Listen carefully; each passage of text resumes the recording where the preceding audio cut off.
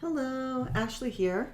As Garima mentioned in her previous video, we really wanted to set the stage for the course, and we thought that an interactive video would make the most impact. So I just wanted to go through here and show you a little piece of the interactive video, and then we're going to talk more about how we built that out.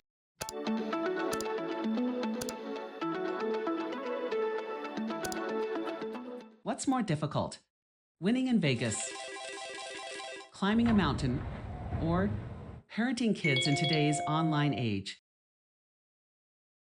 All right, so that is a brief snippet of the interactive video that we created. And so now what I wanted to do is just talk a little bit more about how we created that. And so first we drafted a very simple video script, and then what we did was build it entirely in Canva. Almost all the elements were sourced from Canva, including the animations, the transitions, the imagery, iconography, and most of the video clips. We did use Storyblocks to supplement some of the clips to get it just right, and then we used WellSaid for the voiceover.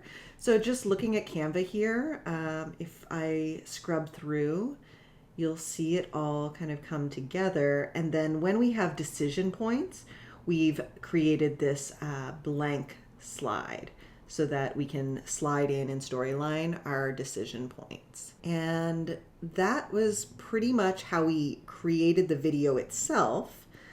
Now, to make it interactive, let's go over to Storyline. What we did was we first let the video play out. So here on the timeline, you can see that the video is playing out. And then we present the learner with some options. And here they're going to make some choices. One point to note here is that when the video finishes, we include a screenshot. So you'll see it here. And that image, you'll see that it extends. So the video clip kind of ended here, but we took a screenshot of the last clip of the video, and then we went into Adobe Firefly because we realized that these options were going to appear over the child's face, and we wanted to expand the white space.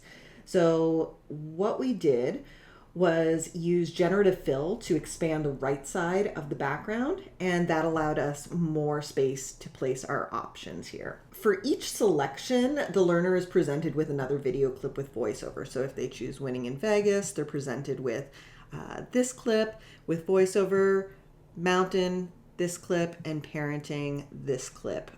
Now, the important thing to note here is that if they choose Winning in Vegas or Climbing a Mountain, when the video completes, the layer Parenting is going to appear at the end. So everybody is going to get to see the parenting layer here. That's an important one.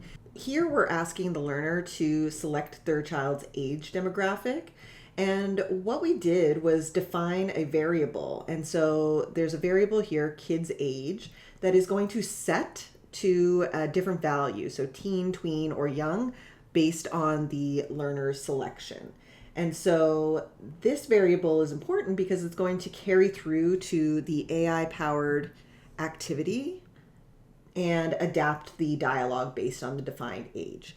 So Garima will discuss that more in detail in another video. The programming was fairly simple. We layered decision points over our video clips, and based on the user selection of the options, we used show layer triggers to activate the next layer of content. So as you can see here, selecting Climbing a Mountain shows the layer Mountain, Parenting shows Parenting, and Vegas shows the Vegas layer. Now, the only other thing to note here is that outside of the show layers that we're using, we also had created a variable. So we created the variable kids age, which you can see here. And then we created a trigger to set kids age equal to a specific value when the learner selects each of the options here. And so then we are able to take the variable kids age and feed it into our AI prompt.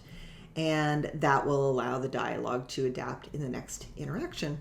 So that's how we built out the video for our eLearning Heroes Challenge.